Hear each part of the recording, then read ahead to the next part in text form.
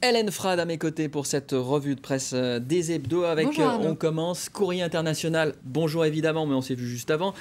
Courrier International qui revient cette semaine sur la présidentielle française. Le titre très flatteur, Arnaud, qu'on voit à la une, elle mérite d'être claire. Race campagne, vue de l'étranger, la campagne en cours suscite des commentaires plus que mitigés, peu d'idées, pas de souffle, peu d'élan. La présidentielle version 2012 ne passionnerait ni les Français ni les journalistes étrangers qui écrivent que la faute en incombe à la classe politique française, jugée trop éloignée des réalités. Les candidats accusés de se passionner pour le halal ou le permis de conduire au lieu d'aborder les questions qui fâchent, et notamment la question de la dette. Les commentateurs qui évoquent aussi le contexte mondial de la crise pour expliquer ce qui s'apparente à un certain désarroi français. Bref, tout ça n'est pas très glorieux ni très joyeux et il ne faut pas compter, Arnaud, sur le dossier que consacrent également les enjeux à cette campagne vue de l'étranger pour insuffler à tout ça un peu d'optimisme, puisque le diagnostic que livre le mensuel est, il faut le dire, assez similaire. Pessimisme partagé par la presse magazine française. Et il n'y a qu'acheter ainsi l'Arnaud à la une de l'Express de cette semaine pour se faire une idée. Mensonges, coups bas, lâcheté, promesses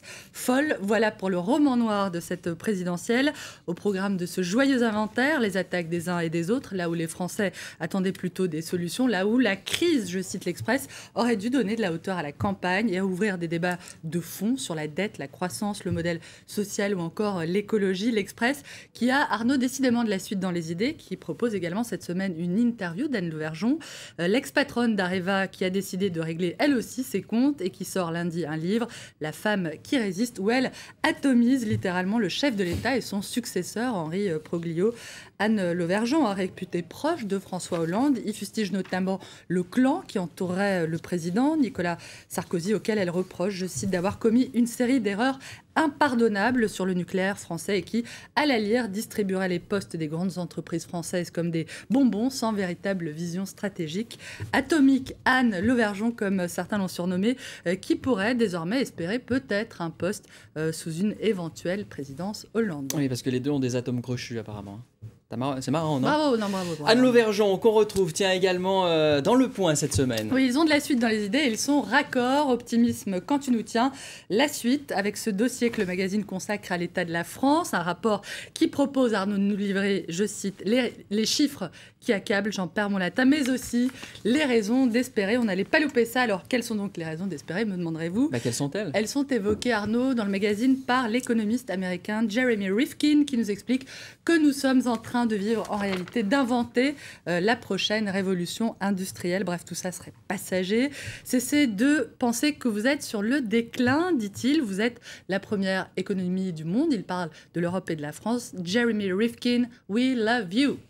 À voir également cette semaine l'enquête que consacre cette semaine le Nouvel Obs au candidat du Front de gauche, Jean-Luc Mélenchon. Il sera peut-être le troisième homme de cette présidentielle, en tout cas c'est ce que lui laissent espérer les sondages. Mélenchon, le grand perturbateur dont le Nouvel Obs propose, Arnaud, de nous livrer les secrets de la campagne. Peut-il faire perdre François Hollande, se demande également le magazine, en se faisant l'écho évidemment des inquiétudes socialistes. Et pour terminer Petit pari match pour la fin. Ah, pour se détendre, vous en avez sans doute bien besoin, moi aussi, une plongée dans le grand bleu avec Laure Manodou, qui est à la une donc effectivement de Paris Match. C'est qui cet homme-là? C'est son compagnon. Frédérique Bousquet, elle est heureuse, elle est amoureuse, et ce qui ne gâche rien, elle s'est qualifiée pour les JO de Londres. Laure Manodou, donc on voit à la une, amoureuse avec son compagnon Frédérique Bousquet. C'est mignon, tout plein, et ça fait du bien. Ça fait du bien, elle est rayonnante, comme vous. Merci Hélène Frade et bonne journée. Reste avec nous, l'info continue sur France 24 selon la formule consacrée.